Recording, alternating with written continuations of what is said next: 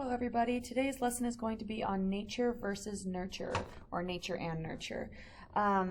Basically what I want you guys to be able to understand in this lesson is how important it is to nurture children and to be able to provide them the love and the care that they deserve and that they need to be able to grow up and to be efficient, loving, kind, the wonderful people that they should be.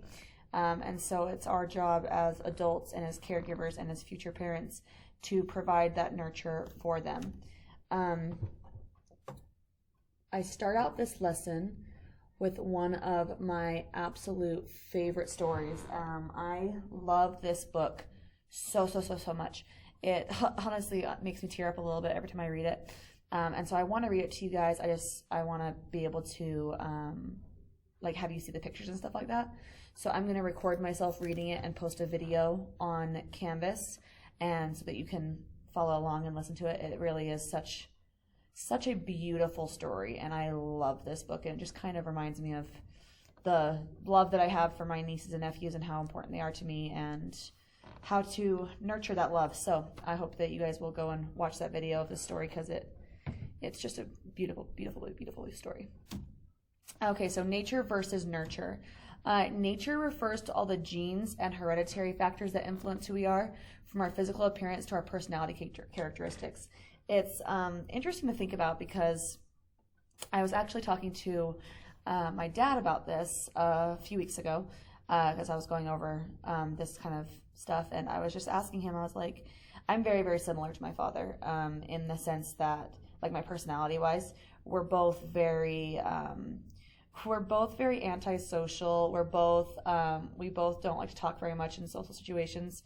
And I know that's kind of hard to picture me like that, but I do have two very different sides. The side of me when I'm teaching is very different from how I act in public situations. And I do not like to go out of my way to talk. I'm very bad at small talk.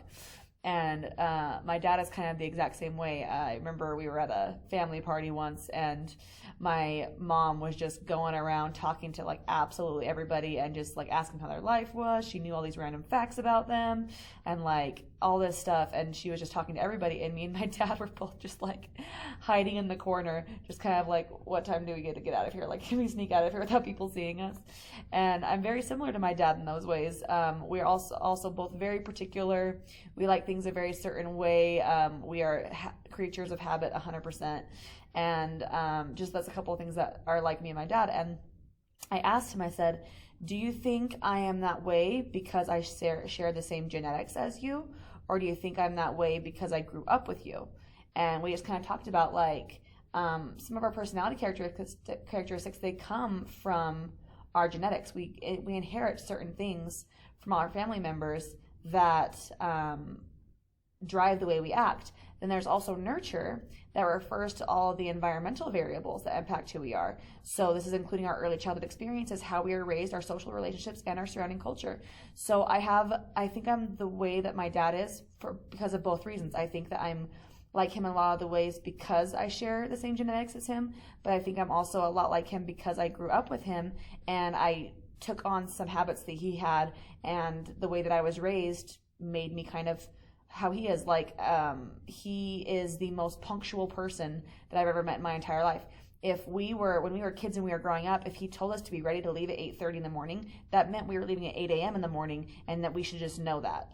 And because of that, I'm also very punctual, and I hate being late, and it gives me anxiety to be late, and I hate when other people are late. And so that was definitely something that I think I gained because of the way that he nurtured me. Whereas if you are chronically late to lots of different things and you are a lot more laid back on time schedules, you maybe were raised where time schedules weren't that cut and dry like they were for me. So a lot of how we are comes from both our nature and our nurture, how we're raised and the genetics that we have. And then I was going to ask you as a question, do genetic or environmental factors have a greater influence on your behavior? Do you guys think? What do you think? Do you think that the genetics that you have, do you think that drives how you are and who you are? Or do you think the way that you were raised and your environment has a greater influence and drives who you are and what you do? Do your life experiences play a great role in shaping your personality? I would say so. I mean, it's pretty clear that your experiences in life and the way that you're raised and the people that are surrounded by you definitely shape your personality and kind of shape who you are and your behavior. It has a huge influence. But like I said, your genetics do play a role. So let's talk about some terms. First, we have our term of nurturing. This is to care for and encourage the growth or development of. So this is to care for or anything. Honestly, we're talking about children, but this the term nurture can go across so many different spectrums. Like you nurture a plant, you nurture a relationship, you nurture a friendship, you nurture a pet or an animal. So nurturing is just caring for and encouraging the growth or development of. This is, we're obviously applying it to child development. So this is the care for and encourage the growth or development of a child. And I want you guys to think about, why is this important? Why is it important to care for and encourage the growth and development of a child? And then I want you guys to think about how you nurture something. Think about things that you've nurtured in the past, honestly, even if it's as simple as a plant.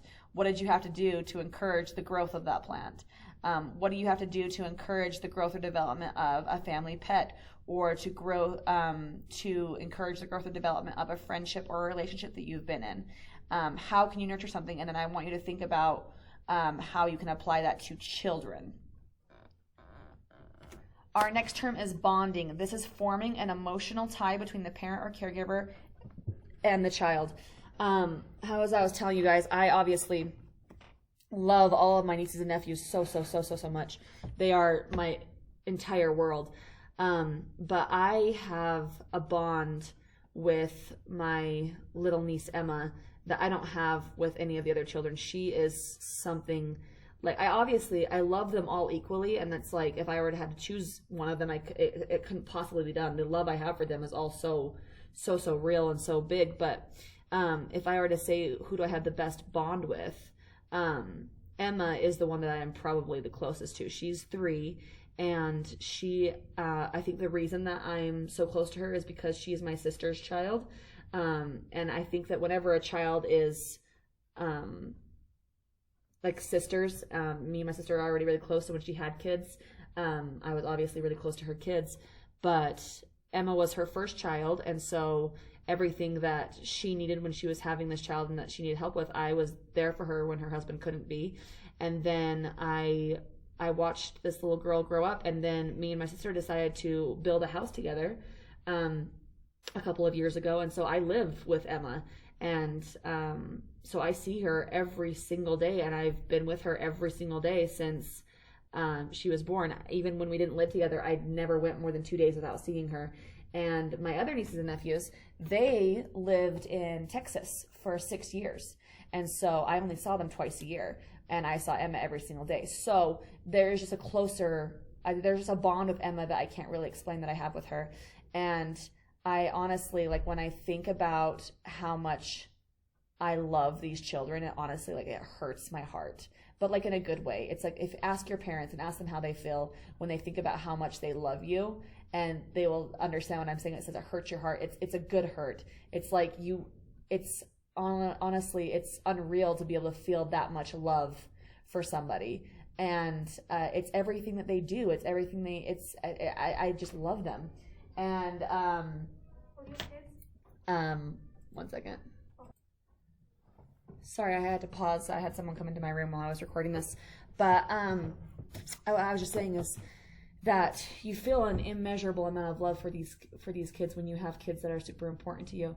And I remember that this happens often, but there are just moments that you have with them that just make your heart hurt when you form these bonds with them. Yesterday, I was able to pick up Shane from school, and he's 4, and even just picking him up from school and like walking in and seeing him, you feel that like rush of love. And when I see when Emma comes and runs to me and gives me hugs whenever I come home, like, it's just a rush. And bonding is, you form such an emotional tie between yourself and these children that it honestly, it's what you think about when the things are going badly and the kids are like making you lose your mind. It's those moments that make you miss them and make you love them so much more. It's a it's a complicated feeling when you're with kids. Then we have our failure to thrive. This is also called attachment disorder, and this is the failure to grow or to gain or maintain weight. This happens, it can be caused by a few things. It can be caused by medical problems or factors in the child's environment, such as abuse or neglect. If a child is abused or neglected, they fail to thrive, they fail to grow, and they fail to gain or maintain weight. There are many medical causes of failure to thrive, and these include problems with genes such as Down syndrome. But failure to thrive, we focus on talking about what it means when a child is neglected and a child is deprived of loving contact and things like that. They developmentally, it changes them and it affects them. We are going to watch this video. So infants deprived of loving contact may suffer slower cognitive development. We're going to watch this video. It is kind of hard to watch, and it definitely makes you feel things. Back in, I think the 80s, I want to say 80s or 90s, there were some stuff went on in the government in Romania, and I think it was the president or king or whatever they call him outlawed birth control and abortions, I believe, and so millions of children were born, and a lot of parents couldn't take care of them, and so a lot of these kids were abandoned and put into these Romanian orphanages. And there were so many children in these orphanages that they just couldn't possibly have the right amount of staff to take care of them or the proper resources. And so we're going to watch this video of a woman explaining her experience with trying to adopt a child from Romania, and then we'll talk a little bit about that. And yeah, so I'm going to get this video over here.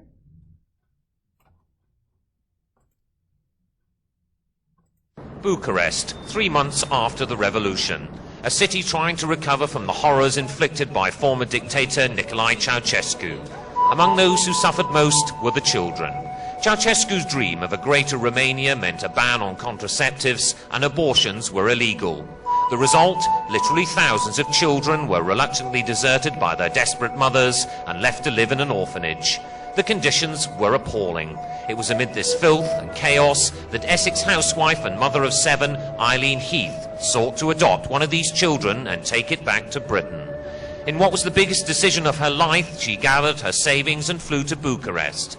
There she toured the city's orphanages in search of a child she could make her own. When I first went into orphanage number 1, the first moments were absolutely devastating. I mean, I knew it was going to be bad, but nothing could prepare you for what you saw. Rows and rows of cots, wire cots, little fingers poking through them, rows of big brown eyes just pleading. They didn't move, the kiddies, some of them put their arms up, but most of them just laid there and pleaded with these great big eyes. And it was devastating. I mean, we all cried, everyone that I was with just cried. There was nothing we could do. And this little lad just lay there on his back, completely motionless, staring at me with these great big brown eyes. And I just felt compelled to pick him up. And as I picked him up and put him towards me, he grabbed hold of my jumper, pulled me towards him, buried his head in my chest and gave out an enormous sigh. And that was it, really. It was like a magnetic force, I think, between us. And after 3 or 4 or 5 days of going in and playing with him, he started responding and he knew me, and he was, in those few days, he started to sit up and take notice and touch and, do all normal things. So I was then told that I could come back in a month. When she returned, she found the atmosphere had changed. No one was willing to help. For weeks she searched for the mother who had abandoned the child she wanted to adopt. Unless she got the mother's permission, there was no way she could take the child, now called Michael, back to Britain. They were totally unhelpful. In fact, they put everything they could in the way to stop me. They gave me false addresses, which made me more determined then, because then I thought there was something definitely wrong. Eileen was desperate. She only had the mother's first name, she was in a foreign city and had no one to turn to. She then met Romanian student Bogdan Lepădatu, who managed to track down the elusive mother. I met Eileen Heath and was very, very impressed about her. She's absolutely uncommon. She loves so much the kids. I mean, to want so desperately a kid when you have 6 other children in your house, it means you're an incredible person. I couldn't believe that a woman with 6 kids can have so many resources of giving love and hope to a kid that his mother, his natural mother, didn't want him. And he had no hope. I mean, in an orphanage, he'll be morally, mentally, physically maybe handicapped. Eileen's husband Peter has flown out to Bucharest to meet his adopted son Michael and support Eileen during this difficult period, looking forward to when all 3 return to their Southend home.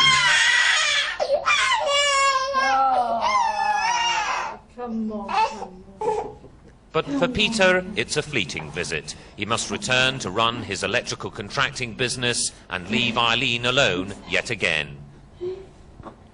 What does she now say to British couples who want to adopt Romanian children? If they're prepared to go through a lot of agony and a lot of heartache, then if that's what they feel their only means of being able to adopt a child, who am I to say don't do it? Because I did it. Even though it's not really advisable to come here, at the end of the day, hopefully I'll take him home. Eileen and Michael are now united, but the uncertainty remains. More official papers have yet to be signed, which means Michael's future life in Britain is still far from secure.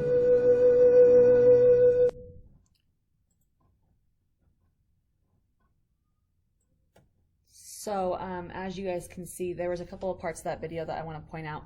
If you noticed the children in the cribs, like rocking back and forth, that was something that they would do to comfort themselves because they weren't being rocked.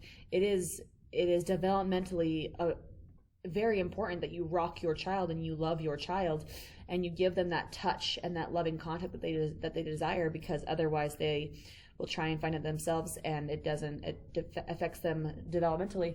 There was a video that I can't find the link to, and I'm really mad that I didn't save it, but there was a video I watched of a guy who was adopted from Romania as a young teenager, more like, I'd say probably, I think like 10 or 11, he got adopted and moved to the United States.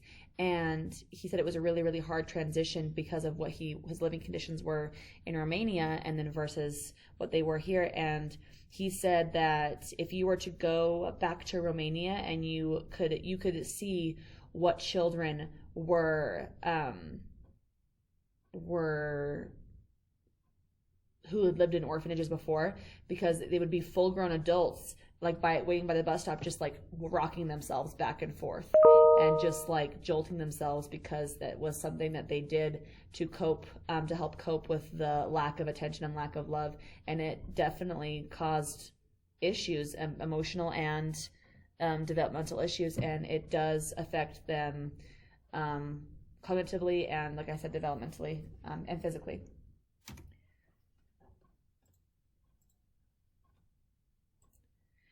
Children feel safe when they trust their parents and other adults who care for them. Okay, and the only assignment that you guys have to work on or remotely after this is to work on your story, your children's story. There is no homework or assignment that goes along with nature versus nurture. So when I see you guys in class, we will be going over our next lesson.